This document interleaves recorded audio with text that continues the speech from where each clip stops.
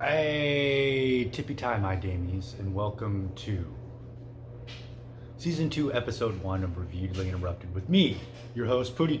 That's right, Reviewedly Interrupted, the shirt. The only one in existence, because I do believe that's the way it should be. All right, production value has kicked up for this season. In this season, you can hear sounds like laundry going and emoji. There is possibly going to be some grand special effects right there where you see an emoji, but I don't know. We'll see. I'm just here in front of this wonderful green screen. I don't know what they're doing. But anyway, we're gonna kick it off. We're gonna kick off season 2 with this lovely movie. Critters, straight up nostalgia for moi. Love this shit. Got it in this nice little Blu-ray set there. The Critters 4-disc set.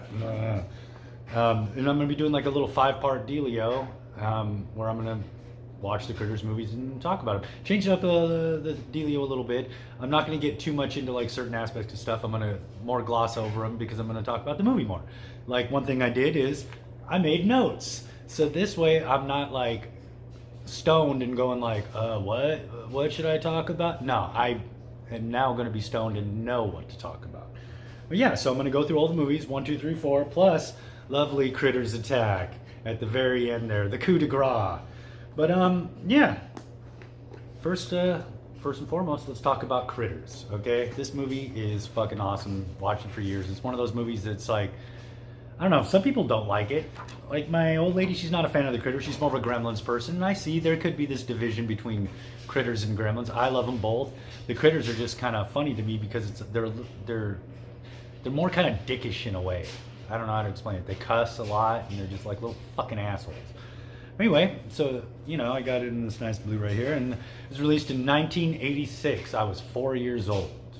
Some of you probably weren't even born and some of you were probably already old by then. But anyway, it's rated PG-13, which means you're probably not going to see any titties, but, you know, you'll get some curse words because it was like, you know, that a little edgier family movie.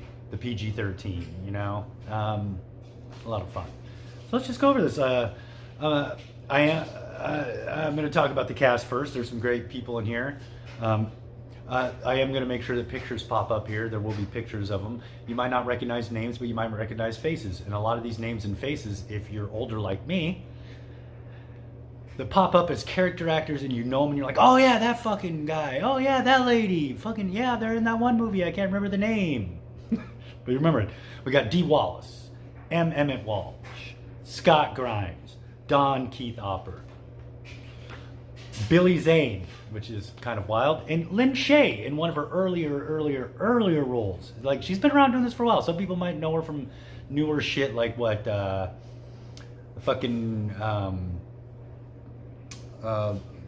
one series that I'll talk about eventually down the road. Fucking Insidious, you know her from like some of the newer movies and some of the shit that popped up on Tubi or whatever. But yeah, like Lynn Shay, and it's now this is what tripped me out. Directed by Stephen Herek, Herek, Stephen Herek.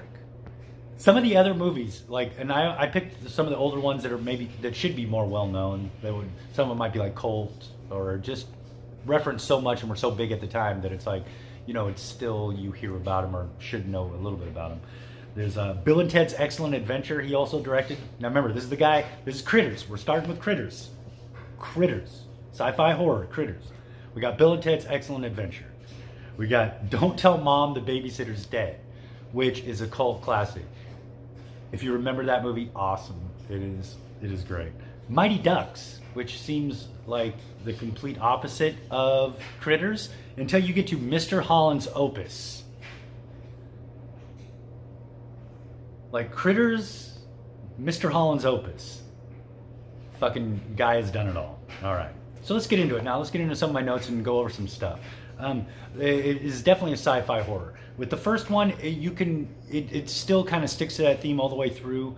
Even if you forget they came down from space, you still got the space bounty hunters, and they don't talk much about space. They're not saying like we're from the planet. We're just like we're here for the Krites, you know. So they're not talking so much about space. So you almost the sci-fi element is there, but it's almost like it drops to the background. you know, and then it'll go back and it'll show their ship, and it's like, oh, that's right, these motherfuckers are from space.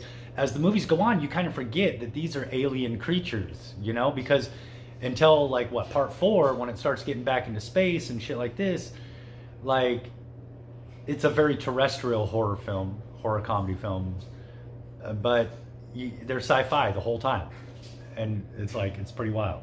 I want to talk about the practical effects that are done by the wonderful Kyoto brothers, who have done many stuff.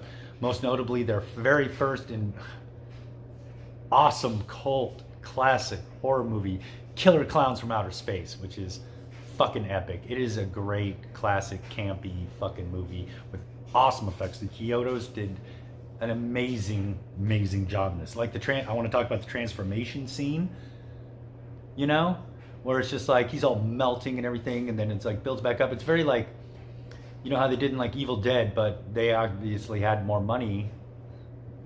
You know, when they were doing Critters, there was definitely a much bigger budget, so they were actually able to do this transformation scene, and that was like, you know, because it stays pretty sci-fi, and then it throws in these little elements of horror. Like that is like, it looks pretty horrific, because it's also like in Hellraiser when Frank comes back out of the floorboards, and you know, it's like, it's a very horror-esque, like what you're seeing is more on the horror spectrum, you know, and then it kind of like goes back to where it's just like this Americana of, that's another one of my thing, normal happy turned upside down.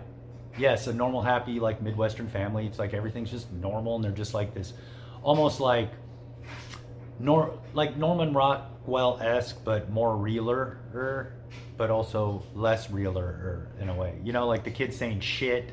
Like I don't think they'd say that in a Norman Rockwell painting, but like it's still like that's overly pseudo fucking normal, like too normal almost in a way. Like you just know shit's gonna get fucked up for them because everything's too ordinary and happy, you know, and that build to horror, you know, when they kill the cop and it starts getting more horrific, and as it goes along, it's like it definitely builds more horror elements, like the cattle mutilation. It's like, oh shit, you know, it's like I like how they throw a cattle mutilation in there, you know, to kind of tie in like the whole like alien shit that's, you know, the conspiracies, or, you know, I'm gonna say conspiracies because I don't know. I ain't there. I don't know all the facts. Could be total horse shit. Could be real. Well, let's just throw it up in the air, because if you don't know for sure, you don't know. That's the way I look at it. So like the cattle mutilation, tying that in there, that was like pretty fucking cool. And you know, it's let's talk a little bit about Billy Zane with hair. He's got a nice big old full head of hair, and a ponytail even. It's like fucking Billy Zane with hair and a ponytail. It's like, just when you think you've seen it all, there's Billy Zane with a kind of mullet. You definitely, like, if you let out the ponytail, I mean, I could see it almost being a little bushier, but very Hasselhoffian. Yes, very Hasselhoffian to an nth degree. Maybe more on the MacGyver side, because MacGyver's hair, I think when it came to Hasselhoff and MacGyver probably had bigger hair. I think his hair was a little bigger.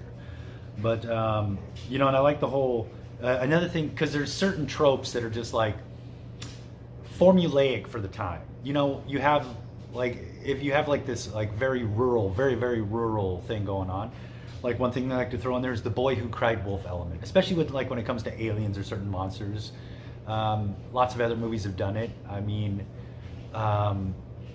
like in Leprechaun, very rural, and then, you know, the guy's calling the cops and saying all this shit, like blah blah blah, and you know, in what was it? And there was another one. But just the element, one of those elements I like to throw in there is like somebody who's always kind of maybe been a little off. They're drunk, they're crazy, but they're always spouting off about something. Then fucking coincidentally, what do you know? What they've been spouting off about crazily for so fucking long and being ignored about, it happening already in front of everybody's face, and everybody goes, and oh shit, and there's the Kreitz. You know, so the whole boy who cried wolf element with the dude just fucking always talking about aliens, and just everybody thinking he's crazy, and then boom, there's fucking aliens up in your town, up in your shit. I'm just looking at this game. I will go over like some of the features of the physical media in a little bit. One thing I do love that's like also in there is like it gets very horrific. You know, you got some curse words here and there. It gets fairly serious, but it stays like lighthearted in a way. And some of I put down Looney Tunes-esque comedy of the Krites, which is crazy, you know, because these are creatures, which I'm going to talk about now. The aspects of the Krites, all they do is eat. They're little fuckers too. They're like total assholes. They don't give a shit. They're dickheads. And they eat and eat and eat, and as they eat, they grow and they get bigger and bigger. So it's like, of course, the bigger they are, the more they want to eat. So it's just like you can see how these are like parasitic fucking life forms in space, and possibly why they were getting sent to jail in the beginning. Which I love the different special effects. I'm gonna have to circle back around to that because it's just one of those things that's just great.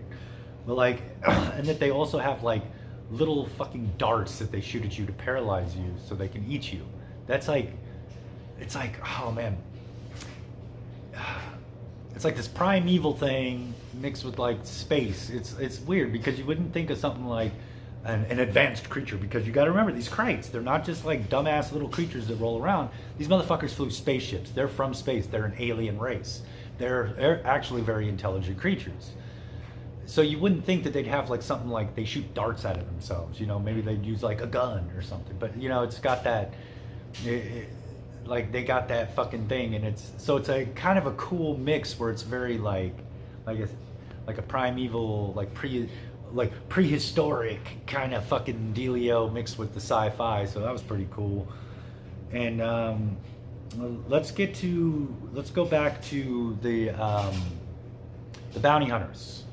I love how the one guy just can't decide on a face, so he just keeps changing, which adds a cool element because, you know, as he's going around, he's changing into all these other people in front of the person and other people. So it's like the people can see that, you know, they're confused. They get so confused because they're seeing the person they know do shit, but they just saw that it's not the person they know. So it's kind of like this weird thing because it's kind of like derp, but some of them aren't picking up on it. I don't know, man. Cognitive thinking wasn't very good in that town. But I love their weapons, which look like modified leaf blowers. They look like leaf blowers. It's fucking wild. It's like one of the craziest, oddest fucking weapons you will ever see in a sci-fi movie. Most look like guns or have some kind of trigger or some kind of button or something like that. They're just like holding these boxes. It's like fucking wild. So it's like, if I had a leaf blower like that too, you would never see another leaf in my yard. You would never see another tree. Just be like, no, because you got to take out the trees to get rid of the leaves. It's a whole thing. And I'm telling you, I've been there. All of a sudden your whole life is devoted to it. You're missing out on events. You're losing sleep. Like people that you were close to are just falling into the shadows in your life. Depression sinks in. I mean, next thing you know, it's prescription pills and vodka, and until finally you're like passed out in an alley puking and shitting yourself, and you're like, dude, I need to get help. And that's when you just buy a fucking rake and enjoy the trees. That's how that goes. Okay, one thing I want to I love this part because it goes along with the Krites being little fucking assholes, is the spite fuck blowing up of the house at the end. It's like, dude, that shit was hilarious. They're like, okay, we're fucking out of here. It's like, you know what? Fuck you guys. We fucked your shit up. We're out. And then they blow up. But I mean, I just love that spite fuck that they throw in there of just blowing up the house. It's great. And then one loose end that if I remember correctly, doesn't even get tied up in the beginning of the second movie. When I watch it again, it's been a minute since I watched them, and I watch so much shit, I take in so much shit, it's hard to remember every little detail unless I'm like in the moment watching it. Now I've just flooded my brain with bullshit. So they never address it at the end of the first movie. Is okay, all that's happened. Somehow bounty hunters had a magic button that reconstructs blown up houses, so you're cool again. You have a place to live. Everybody's alive, pretty beat up, but everybody's gonna be okay. Billy Zane's still dead and half eaten in your barn. So you got a dead body of a dude that came down to visit your daughter, you know, that was invited down there. There's a whole explanation that's going to have to happen to his, like, family and friends and loved ones and shit. I mean, it's like, yeah, cool, everything is like, you can start getting back to normal, but now you might possibly have to deal with a murder trial, which is, it's going to be tough to explain all, like, how he was half eaten. That's going to be rough, but hopefully they add the ponytail as an exhibit in the thing, because that ponytail, I don't know, he was rocking it. I don't know. We mostly know Baldy Zane, but, like, I tell you what, old ponytail Zane, he's rocking it. But, like, yeah, I mean, this is pure nostalgia movie for me. I love it. I've seen it so many times growing up, and really liked watching it on the Blu-ray, the HD. Fucking, since I got the 4K TV, it even upscaled a little bit, made it a little bit clearer, and it just looked fucking great. But yeah, if you like, one cool thing that now, just talking about the movie, I'm gonna go dive in deeper, flying solo on this mission with the special features and everything. You know, it has, like, this Blu-ray has a new They Bite: The Making of Critters featuring interviews. So yeah, it'd be fun to watch that. I like watching those. You get little, like, tidbits, and you get to see, like, how people felt about the movie. Sometimes you can tell people are just saying nice things, or they don't really remember the movie, but, like, they just watched it recently, like, oh yeah, you know, it wasn't so bad. And the people that were like, they remember being on the set and they had such a great time and they loved the movie, that they're like, they've done so much other stuff maybe afterwards, but, like, after watching it again, they're just going back to that time and they're remembering they're having all those memories and they're just, like, really loving it. So, and you get little tidbits. It's cool. New for Brian, a tribute to screenwriter Dominic Muir. Alternate ending, theatrical trailer, TV spots, still gallery. Pretty sure there's got to be, I'm not sure, there might be some commentaries or something on there, probably. And, like, you know, I'll even watch some commentaries. Sometimes you get even more tidbits, and sometimes it's just fun just to, like, hear the actors and the directors, producers, whatever, just whoever was with the movie, sit there and almost kind of watch the movie with you and kind of talk about stuff and, like, give you insights because they were there and, like, relating. And it's, I don't know, it's kind of intimate and cool, almost like you can get even closer with the film and its cast and crew. Oh, isn't it so heartwarming? So yeah, you know, critters, those fucking krites. I'm gonna put the, like I used to do, I'm gonna put the links to IMDb. There's even a Tubi link, you know, if you don't want to buy it and you just want to, like, fucking sit down and watch it. You know, you can stream it on Tubi, which I will always champion. I love that fucking app. I gotta use a couple other apps to see a couple other things, but Tubi's my main squeeze when it comes to the fucking streaming. It has so much shit. It's so great. It introduced me to the Polonia brothers, so ha. But yeah, and also, like, if you do want to purchase this wonderful set, which they have there, or just, like, different versions of it. I saw that they had, like, import versions of it on Blu-ray or whatever. But I'll have the Amazon link to the collection if you wanted to pick that up too. But yeah, this has been episode 1 of season 2. Like, I wasn't sure if I was gonna come back and do this, or I kind of wanted to, but wasn't sure when. I don't know. I was just, like, so up in the air about it. But it's like, fuck it, dude. Let's do this shit, brah. YOLO, one life to live. Like sounds to the hourglass are the days of our lives. I believe that was Walt Whitman. Fucking beautiful prose. Beautiful. The wit. Alright, so I'll see you next episode and I'll go watch Critters 2, and, like, I'll talk a little bit about some aspects of it and how great it was. And yeah, because I just love these movies. I love talking about them all the time. But yeah. Wow.